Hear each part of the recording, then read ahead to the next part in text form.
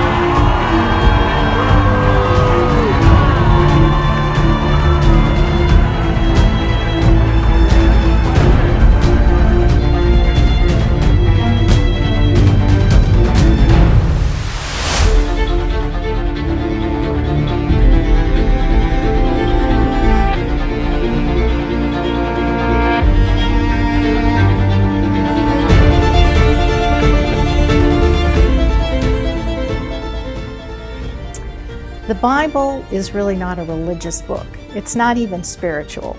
In fact, it's kingdom.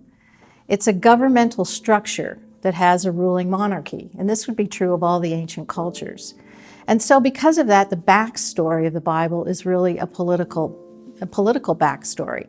It's about the world, what we would call world empire, and it's about how Israel, the Hebrew nation, functioned with the backdrop of world empire. And throughout the Bible, we have stories of how Israel overcame her oppressors. And within these stories came forth radically new ideas about liberty and what it meant, true equality, ideas of justice, things that relate to compassion and mercy and love and service, because this is the nature of the God of Israel, Yod-Heh, Vav-Heh, Yahweh. And so we want to look at this, we want to see the Bible with a different picture, that the Bible has this radical element in it that didn't function anything like the ancient world. And the backdrop, once again, is really all in something we would call covenant relationship. The key to understanding the scriptures has to do with a covenant relationship with God. And this was very different from the rest of the ancient world. They didn't function that way. And so the story of the Bible is really a subversive message against the elites, the ruling elites. How is Israel going to live under foreign rule? And I think we can all relate to that today, because as we see our own world descending into the grips of tyranny under the oppression of what we would call the globalists, Israel was dealing with the same thing.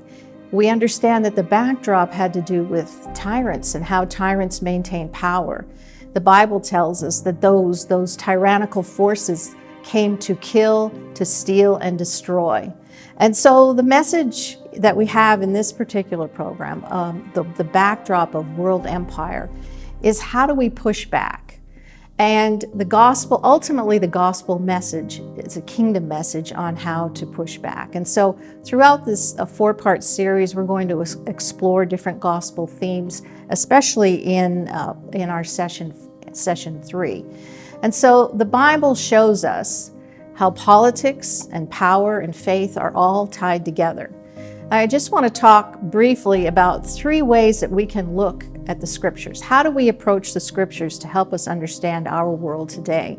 And that can be done through looking at historical patterns, at understanding and applying biblical principles, and understanding what wisdom is. What is godly wisdom? Because by and large, the Bible contains within it the wisdom of the ages. And so historical patterns are very important. Again, we go back and we look at the ancient world of Israel and the backdrop of world empire, and we understand how tyrants operate, and we understand how Israel operated in that world. And so we see nothing has changed. The one thing that we do understand about tyranny and about tyrants and dictators and leaders of world empires, that they always try to erase the history and implement a new history. So historical patterns become very important for us to understand. And the Bible, of course, is replete with history. Another area, of course, is biblical principles. So we find today, of course, there are many things in the Bible, I would submit, that don't even make sense. So we're very confused about that. And there are things in the Bible we actually can't do. For example, because there's no standing temple today, there are a number of ceremonies and rituals, etc., that we can't follow because we don't have that structure. We don't have the monarchy and the priesthood. But we can make biblical application for today because some things never change. For example, human nature never changes. So the historical patterns, the biblical principles can be implemented in our lives based on truths going all the way back. And that takes us back to the Garden of Eden. And finally, I think one of the most important elements is that when all these things come together, when the historical patterns work with the biblical principles and we make those applications in our life, we exercise godly wisdom, because wisdom is really the key in how we're going to live our lives. And I would submit most of the Torah, the first 5 books of the Bible, are really structured in a way to present us the ultimate biblical wisdom, so that we learn things, we take in information, we look at the historical patterns, we attempt to apply that biblically in our lives, but ultimately that comes together into which we can make wise decisions. The book of Proverbs shows us a house, a family, individuals, kings. When one operates with that godly wisdom, life goes well. When you throw wisdom out, life does not go well, it goes poorly. And so in the book of Proverbs, again, we see this, for the foolish virgin and the wise virgins, the foolish bride, the harlot, and the wise. And so this is the distinction we have. And the Bible, I would maintain that virtually every book in the Bible contains in it elements of wisdom to guide us and lead us in how we're going to function. The Bible, at its very core, is most concerned with preserving human life and human dignity. That was transformational in the ancient world. The ancient world could care less about humans, and we're going to talk about that in just a second. But the very heartbeat of God has always been preserving human life. And so the Torah itself is designed to protect and preserve life. That is the heartbeat of God. It is the heartbeat of His Word. It is the heartbeat of His governmental structure. And ultimately, the Bible in its essence is timeless. It's filled with the wisdom of the ages.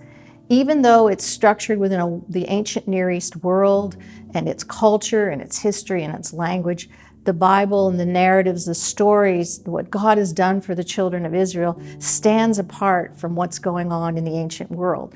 Now, that's not to say that they didn't function in that world. And so there are things that go on in their life culturally and socially that have very much to do with the ancient world. And so one of our challenges is to try to understand these cultural elements. And then again, we can make application. I would submit that the default position of the world is the pursuit of power. And because of tyrants going back as far as the eye can see, in their pursuit of power, certain things are manifested. For example, chaos, which is produced from violence and corruption and destruction. And so that is the nature of world empire. That is the nature of tyranny. It is what we would call chaos. And that chaos is produced by the exercise of violence and corruption. So in the ancient world, when the king came to power and sat on the throne, was enthroned and coronated, the idea was that order would be restored. Order was restored in the ancient world through the king.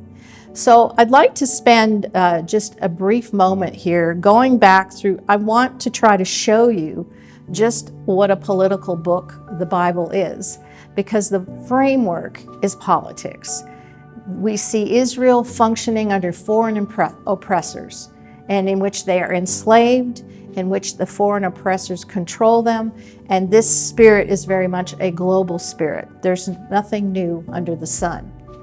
So we go just starting with Cain and himself. The first thing he does, of course, one of the first things is he kills his brother Abel. And then when he is exiled and sent off to the east, what does he do? He goes and he builds a city-state. So, it's not just some random guy showing up in a city and building the city. It means he is an influencer. It means that he is one who has power and influence and wealth and riches in some way in order for him to build a city. And so we have this process of the city-states being built in ancient Sumer. We see following in the Bible Nimrod. Nimrod is described as a mighty hunter. And you need to understand that in the ancient world, kings were hunters. That was part of their vocation.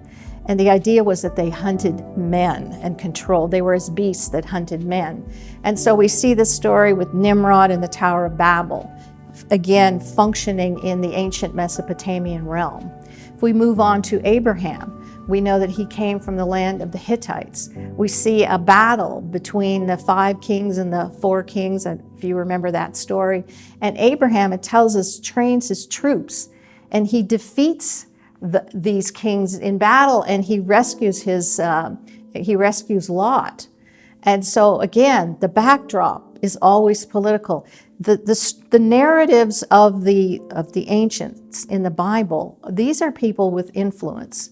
And I would submit most of them are of the kingly order, king priest types functioning in that role. We move on to Isaac. Isaac, of course, goes down to Egypt. He makes a covenant as well with a king, King Avimelech of Gerar.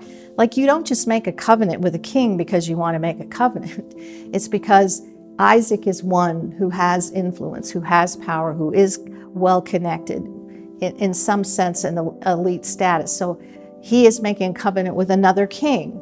A regular commoner doesn't make a covenant with the king. Jacob, of course, and the entire family end up going down to Egypt. Initially, it talks about there being a famine, although they do take food with them down to the land of Egypt. But ultimately, as they begin to settle in Egypt, that's their place that they will live under that ruler, the pharaohs. Joseph rises up to power. He is second in command in Egypt. This is huge because he is given the position, what we would call the superintendent of the granary. That means that he controlled the world's supply at the time, food production, of collecting and gathering the wheat and storing it, into storage units, so to be able to feed the people.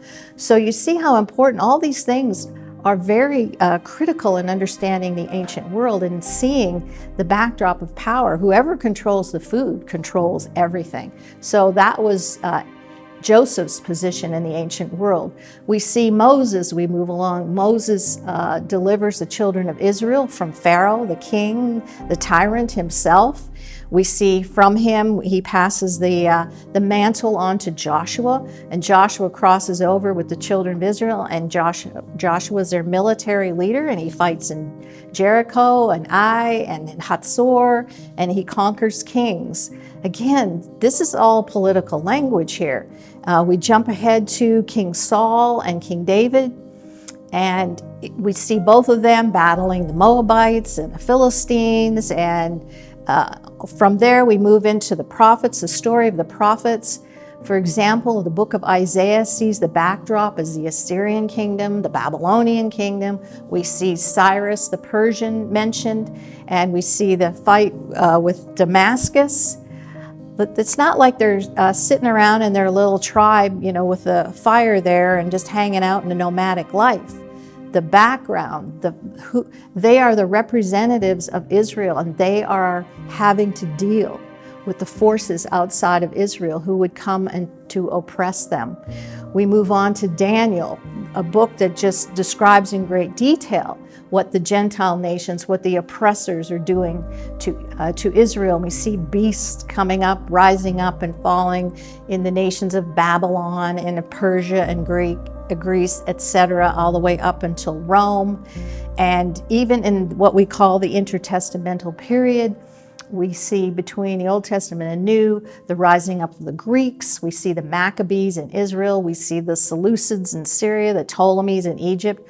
All of these things, we follow through how these kingdoms rise and fall and who their leaders are and who they're fighting and how they oppress and what they're doing, where they're moving and who they gain control over. All of this is indeed the backdrop of the Bible. And then finally, we come into the New Testament.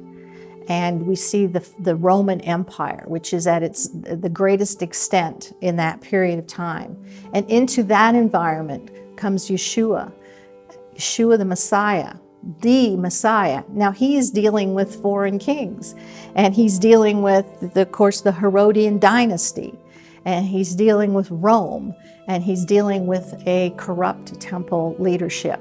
So they're all functioning in a very political environment. And so the message, and we get to part 3 on dealing with the gospel as a subversive message, we're going to see how Yeshua functioned in that environment with a subversive message that would overcome world empire. And I say all this because this is the message that we are much in need of today. And so I hope that after this program, you'll join me for the special edition that goes with this part 1, that the world and the empire and how the backdrop of the Bible is political. And I'll be going into a whole lot more detail than I'm able to do in this particular episode. Now, Israel understood well because she lived under a succession of military superpowers for generations. We find that really there's only about 500 years sandwiched in there in which Israel was under its own monarchy through Saul and David and Solomon, and then on down with the kings of Judah to a king named Zedekiah, who was the very last king until King Nebuchadnezzar came in. So she was quite familiar with being under superpowers. And the message throughout the Bible is that God liberates people who are in captivity. That's a message you can take to the bank.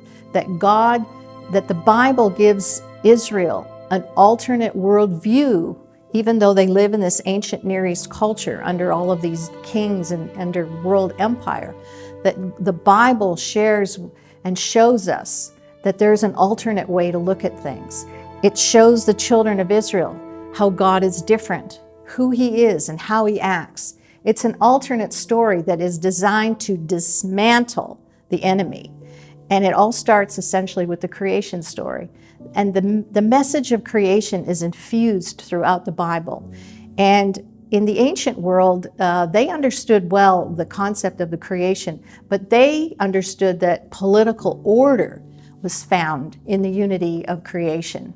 And so I just would mention that the cosmos to the ancients operated as a kingdom. It was a governmental structure. It's not the way we look at it more individually today, that we're going out, we're preaching a message, you know, Yeshua saves you and you can be set free and you won't go to hell. But the idea anciently was the entire cosmos was structured as a kingdom. And so when there was no king, or there was a violent king, who that created chaos. So it was important to have a king on the throne. And it was said that the king maintained order, and he did that by exercising justice and wisdom. And I would suggest today we are in very short supply of justice and wisdom. But these are the two foundational elements of the king on the throne. Kings were also building temples. That's what they did. They would build a temple for their god, under the god that was the patron god over the city in which they were king. The temple became a seat of power for the government, and temples were always located on top of the mountain. And so all of this functioned within a political construct. The temple would be tied to wisdom. The king would be given wisdom to build. He would given the plans, the architectural plans to build, and he was responsible, if you will, to maintain order or to maintain the creation. And he did this by building a house or a temple or a governmental structure for his God. I'll just mention briefly that in the ancient world, the ziggurats, those mountain-looking structures, artificial mountains they were homes to the god, where the god would ascend to and descend from. And on top of those ziggurats, there'd be a chamber for the god, and that was considered his oracle, the place where he spoke to his priests. And it was designed in levels to ascend. Usually there were 7, although there could be less or more, but again, they were always built on the top of mountains. And the idea was that the temple connected heaven and earth. But again, it was the seat of government. The government, it functioned in a political setting, the temple did. It was built, it was as though it had cosmic significance for the rule of God. It was the visual expression of the dominion of the God, in our case, the dominion of Yod-Heh-Vav-Heh on top of the mountain. That's why we see mountains mentioned so often in Scripture. And the framework of the Scriptures as well had to do with agriculture, because in the ancient world the king was responsible to provide food for his subjects, and so he owned all the land and he grew all the food, and he stored the food and provided for the rest of his people. And so kings came to be known as gardeners and horticulturalists, and it was that they maintained creational order by working in their gardens and growing and cultivating food.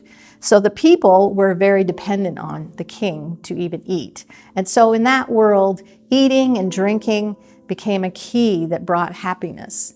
So the king was responsible to feed his subjects, and through all of that process, he enslaved them. Now the gods complained endlessly about humans, complained about overpopulation, which is very interesting, isn't it? And because they were lazy and they didn't want to work anymore, they created humans in order to feed them and clothe them and take care of them. And so the slaves worked in the field, they produced food for the people, and humans essentially became commodities for the gods. They were an enslaved workforce. They had no value, no dignity, and basically they were forced to labor in great engineering projects and construction, etc. And it was said that like bricklaying, for example, was just filthy, miserable work, and that it took upwards of 1 million bricks in Egypt to do some of these projects. Israel, on the other hand, was unique in the ancient world, and for a variety of reasons. She was seen as being virtuous because she was accountable to God, Yod-Heh-Vav-Heh. So in essence, Israel was one of the first to have a type of democracy or a popular government. And so when she came out of Egypt and then went through about 400 years there without a king, this was an anomaly in world history. And so in essence, the Hebrew Republic, if you will, every citizen was taught the law. Every citizen knew the law. They were accountable to follow the law. And what happened was ultimately the priests stopped teaching the law. And so then at that point, when things begin to decay and corrupt, they go to Samuel and ask for a king. Aristotle once said, when virtue is lacking, people drift from God. And then what happens is that the power goes to a few at the top. And I think we can all recognize that what's happening in our own country and really in Western civilization today. Plato once said that people will always give up virtue to save their lives. Isn't that interesting? He said democracy was doomed to fail because of this, because people would give up their virtue for comfort and to save themselves. And so what would happen is, first, there were people who were kind of off in the democracy, if you will, and they would tolerate that. Then they would tolerate people who were really off until they tolerated lawlessness and chaos. And then they would beg for someone to come along to fix it all, one who would ultimately usurp power and corrupt. So King David was a good example. He, of course, the son of David, the king of Jerusalem, and he oversaw the united monarchy. He built the temple, of course. He oversaw the military, the agricultural production, food production, building projects, how the judiciary functioned, commercial pursuits. He was involved in trade. He oversaw the religious, cultic aspects of Israel, their social life. He was, in fact, the chief executive. And so from him, he says, His days were but a breath, and they were transitory. Here's one of the richest, most powerful guys on planet Earth, filled with wisdom and an arms dealer to boot, who's saying his days were but a breath and that they were transitory. He's the one who increased possessions. He built houses, he planted vineyards and royal gardens and pools that would irrigate the forests, and he purchased servants and owned herds and flocks and amassed silver and gold, etc., etc. But yet he considered his own toil, because in the end, ultimately, he would die, and that's the issue. So the futility of this toil, he was concerned because he was going to work really hard and he was going to leave his inheritance to some other king. And the worst thing in all that is he was going to give what he had to someone who never worked for it. That sounds a little bit familiar, doesn't it? So just Mesopotamia, again, I encourage you to take advantage of our special edition to this program where I go into more detail. But Mesopotamia, we're going to look at a guy named Sargon I, who really was the first world leader of world empire ruler. And he was involved in massive military expansion. He was ruthless. This was about 24 BCE, 24th century BCE. And his name means legitimate king, but his whole thing, he was on a path of global domination, and he subjugated the entire Fertile Crescent. He was relentless and cruel. His number one, he censored the truth, and he rewrote a flattering history. Doesn't that sound familiar? He controlled the food supply and the massive storage cities. And so he became the model for future rulers over empire. And so we want to spend some time looking at him because he is the key. He is the first world ruler. And we'll be following that up with, of course, the Egyptian pharaohs, which means great house, and had to do with the Nile River being the most important element. They thrived agriculturally because of it. And we're going to talk in more detail in our special edition to this program about Nebuchadnezzar II, probably one of the greatest kings, a brilliant strategist. So all of this, again, the backdrop of the Bible is political. It is a political story from beginning to end. It is a subversive message because Israel functioned differently in the ancient world. And so the Gospels and the New Testament function in a very subversive way. So we want to talk about that in more detail. So I'll see you next time. Shalom.